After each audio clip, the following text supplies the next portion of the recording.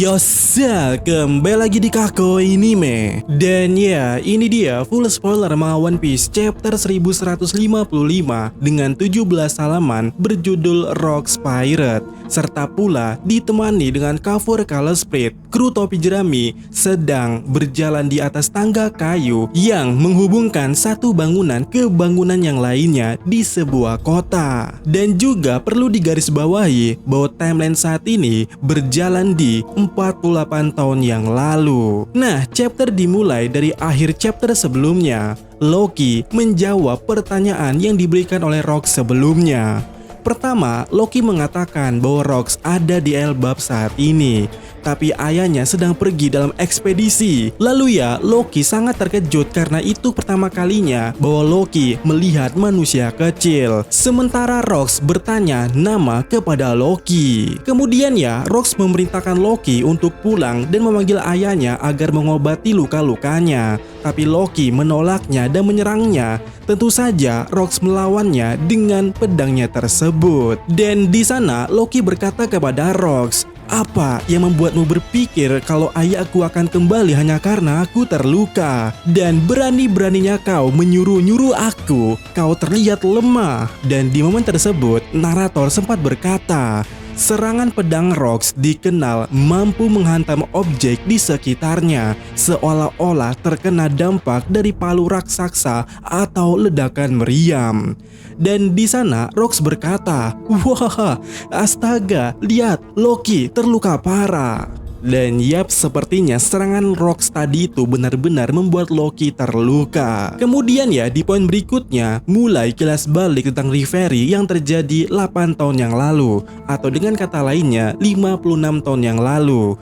Diketahui para tentara di Kastil Pangea melaporkan bahwa 5 raja telah diserang dan diculik oleh pria besar berpakaian hitam. Sementara Shin langsung memperlihatkan Imu di ruangan bunga, di mana Imu berkata di sana, nyawa para raja-raja tidak bisa dijadikan alat tawar menawar melawanmu.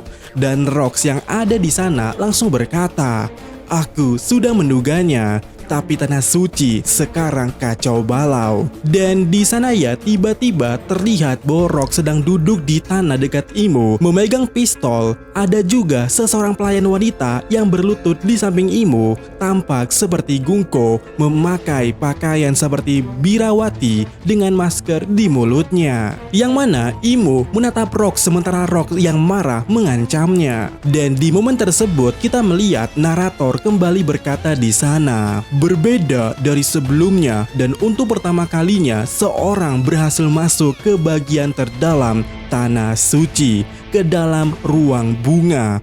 Pria itu mengaku sebagai pengagum Davy Jones dan itu saja yang ia lakukan karena dia tahu batasannya. Tapi dia meninggalkan beberapa kata yang mana ya, Rock di sana berkata di depan Imu, "Suatu hari nanti aku akan kembali ke sini." Kemudian ya, di poin berikutnya Rox bertemu Harald di kota Marijoa saat keduanya mencoba melarikan diri dari sana. Dan dalam halaman yang sangat epik, mereka saling menyerang. Bentrokan House Konohaki mereka mirip dengan Roger melawan Shirohige saat itu, atau Luffy melawan Kaido. Pedang mereka tidak saling bersentuhan. Dan narator kembali menjelaskan bahwa bentrokan dua orang ini, orang asing itu ya, menghapuskan semua orang dalam radius 5 km. Dan itu sangat wow.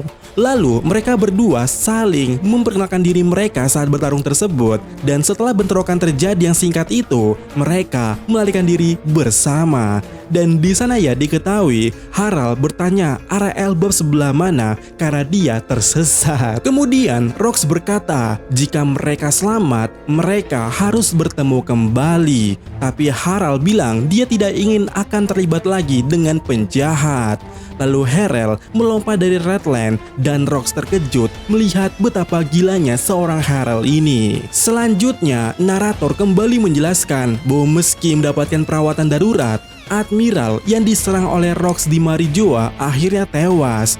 Maka daripada itu, World Government memberikan buronan besar atas kepala Rox dan kita bisa melihat bounty poster daripada Rox, tapi nilainya atau bounty besarnya kita belum bisa melihatnya. Sementara itu, beberapa waktu kemudian Rox menyerang kapal membawa upeti surgawi ke Marijoa. Bahkan Rock di Xebec tersebut menghancurkan gerbang keadilan untuk melarikan diri.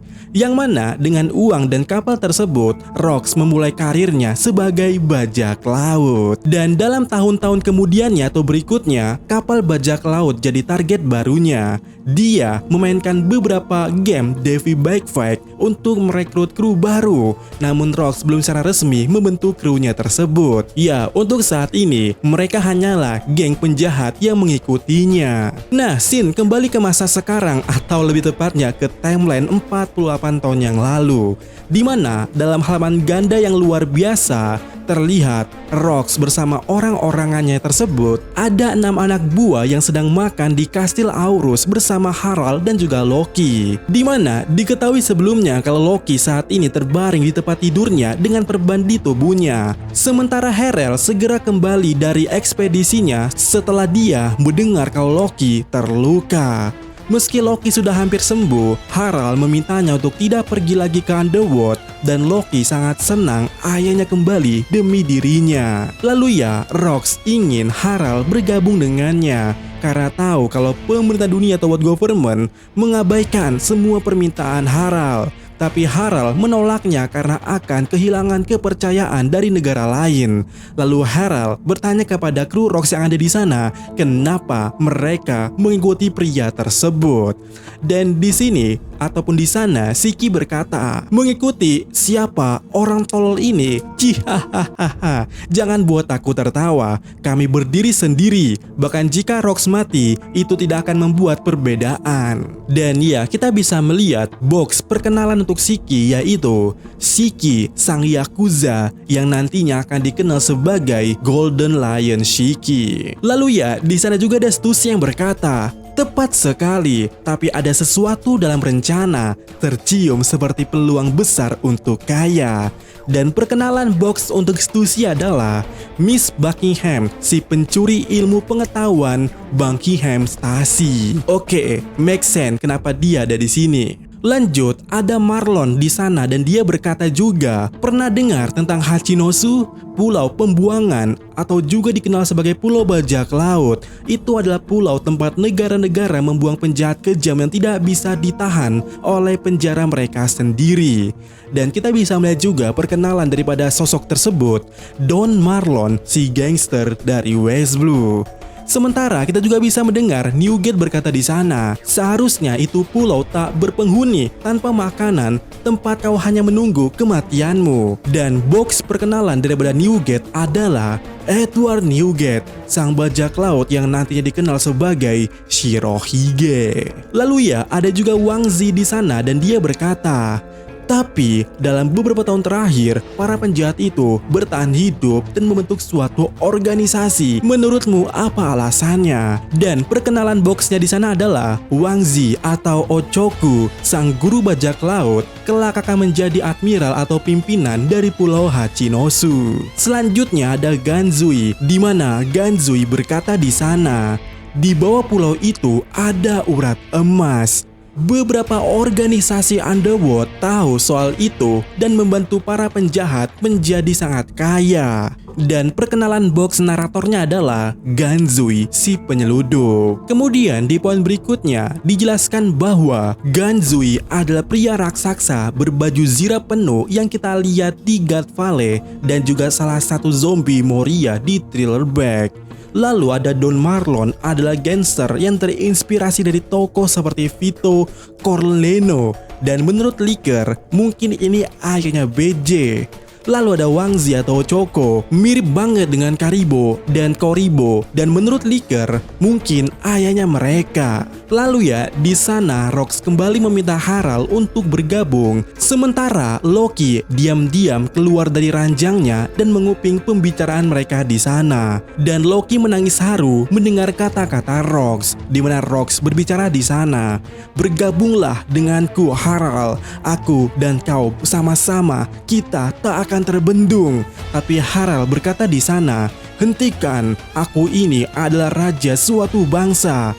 Namun Rox tetap berkata, itu tidak penting, mari kita ambil alih dunia. Di mana kata-kata tersebut membuat Loki juga menyebutkan dunia, dan narator berkata di sana. Kemudian Loki sadar bahwa dirinya telah diselamatkan. Nah, lanjut di halaman terakhir pada chapter kali ini terlihat beberapa kapal mendekati Hachinosu. Sementara narator berbicara tentang apa yang terjadi 4 tahun kemudian, atau artinya 44 tahun yang lalu. Di sana narator kembali berkata, sudah 4 tahun berlalu sejak saat itu dan Harel menolak undangan Rox setiap kali ditawarkan. Dan akhirnya rencana Rox dengan kelompok elitnya yang tadi itu ya sepakat dengannya akan dijalankan. Yaitu Rox di sana berkata, ayo kawan-kawan, dan chapter ditutup dengan bendera bajak laut Rox yang berkibar untuk pertama kalinya. Dan ya, chapter berakhir di sini. Minggu depan libur dan tentu saja banyak pertanyaan yang menarik di sini sumpah. Seperti Marlon yang mungkin adalah ayah Beji atau Ochoko atau Wang Zi ini yang ternyata mungkin ayah daripada Karibo. Ini akan plot yang menarik karena apa? Karena saat ini Karibo itu sendiri ada di Hachinosu bertemu dengan Kurohige. Dan ya 100% kemungkinan Kurohige menerimanya. Lalu Stussy juga ini menarik, tapi yang pastinya di sini kita akhirnya mengetahui kalau status Rock di Xebec saat di Marijoa itu belum jadi bajak laut. Dia hanya sosok pria besar dan berbaju hitam yang tidak diketahui itu apa untuk saat ini ya. Namun yang jelas pada saat itu dia belum jadi bajak laut.